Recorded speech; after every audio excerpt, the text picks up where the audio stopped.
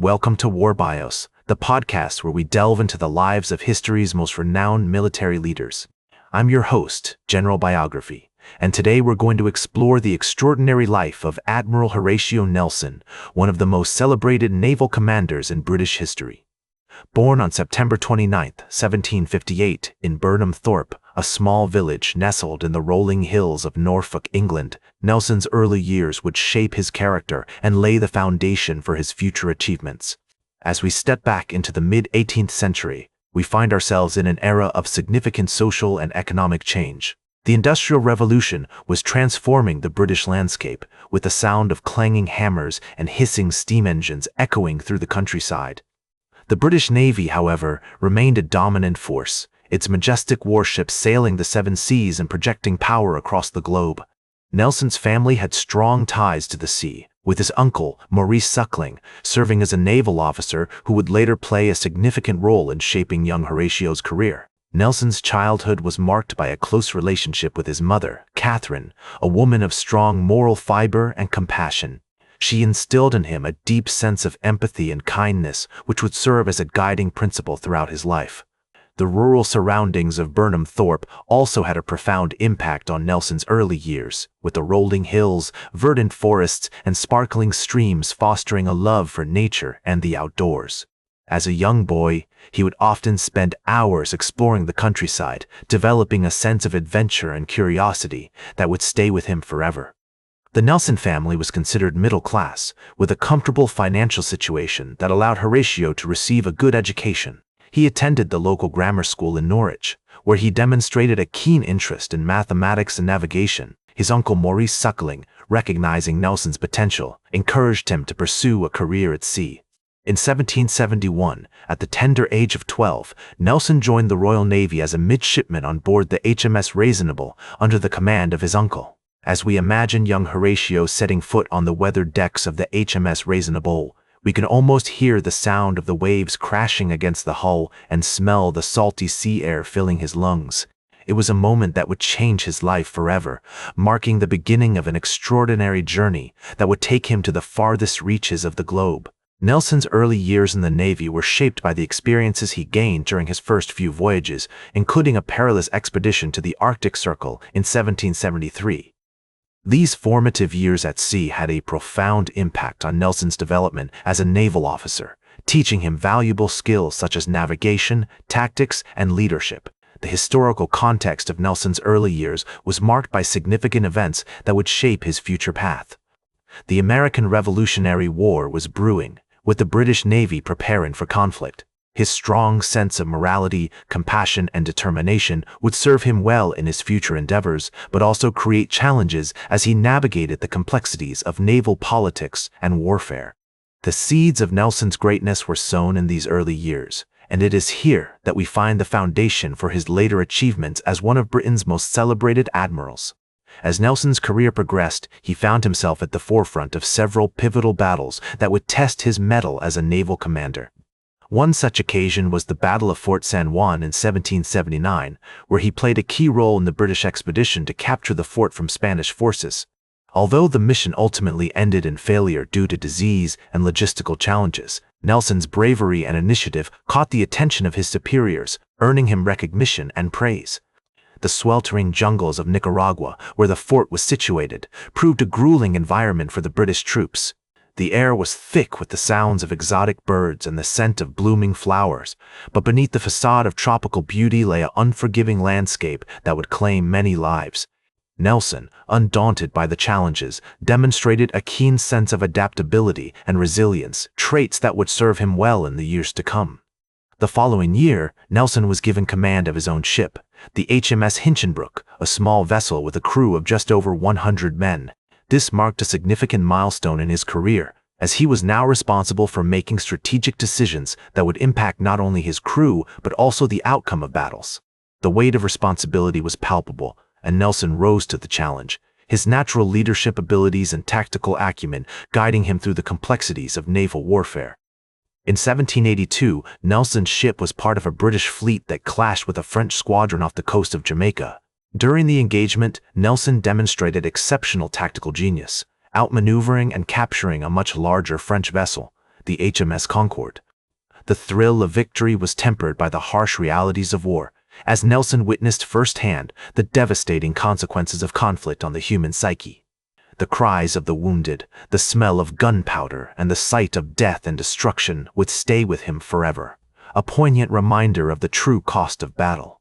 Nelson's reputation as a skilled and daring commander continued to grow, and in 1784 he was given command of the HMS Boreas, a 28-gun frigate.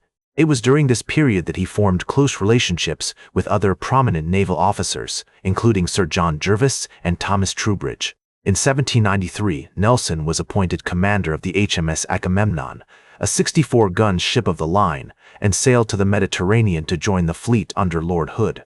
It was here that he first encountered the French Revolutionary Navy, with whom he would clash repeatedly over the coming years.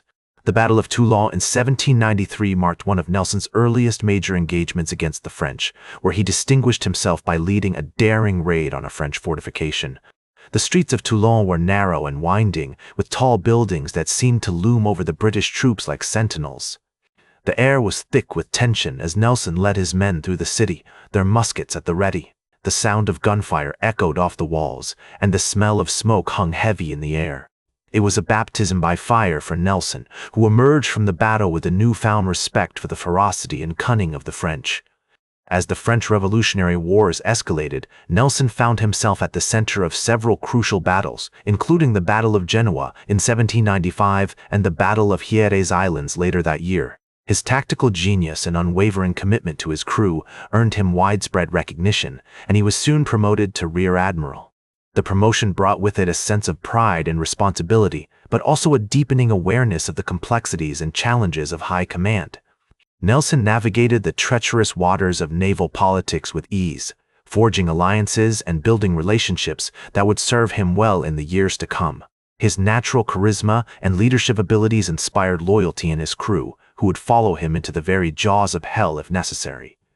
In 1796, Nelson was given command of a squadron tasked with disrupting French communications and supply lines in the Mediterranean. It was during this period that he formed close relationships with other prominent naval officers, including Sir John Jervis and Thomas Trowbridge. Together, they hatched a plan to attack the Spanish fleet at the Battle of Cape St. Vincent in 1797. The battle proved to be a resounding victory for the British, with Nelson's squadron playing a pivotal role in the engagement. His bravery and tactical prowess were instrumental in securing the defeat of the Spanish, and he was hailed as a hero upon his return to England. As news of his exploits spread, Nelson became a celebrated figure, and his name was on the lips of everyone from the common sailor to the highest echelons of society. "I am satisfied I have done my duty," Nelson would later write, reflecting on his actions during the Battle of Cape St. Vincent. "I have no personal vanity, but I wish to be remembered as an officer who has done his duty." These words encapsulate the essence of Nelson's character, a man driven by a strong sense of duty, honor, and loyalty, who would stop at nothing to protect his crew and serve his country. The defining moments of his career were still to come, but one thing was already clear: Horatio Nelson was a force to be reckoned with, and his name would go down in history as one of the greatest naval commanders of all time. The winds of fate were blowing in his favor, carrying him toward a destiny that would be forever etched in the annals of naval history. As the years passed, Nelson continued to face new challenges and adversaries, from the treacherous waters of the Mediterranean to the unpredictable politics of the Royal Navy. Yet through it all, he remained steadfast in his commitment to his principles, earning the admiration and respect of his contemporaries. The legend of Horatio Nelson was growing, a testament to the power of courage, leadership, and determination in the face of overwhelming odds. As Nelson's star continued to rise, he found himself at the forefront of the Royal Navy's efforts against Napoleon's France, a nation that had become increasingly formidable on the high seas. The year 1801 proved pivotal as Nelson led a daring attack on the Danish fleet at the Battle of Copenhagen, securing a crucial victory that cemented his reputation as a brilliant tactician and innovative commander. The icy waters of the Øresund Strait bore witness to Nelson's cunning as he navigated the treacherous shoals and channels to outmaneuver the Danish defenses. His bold decision to disregard Admiral Sir Hyde Parker's signal to withdraw, instead opting to press the attack, showcased his unwavering commitment to victory. The Battle of Copenhagen was more than just a triumph of naval arms. It was a testament to Nelson's ability to balance tactical audacity with strategic prudence.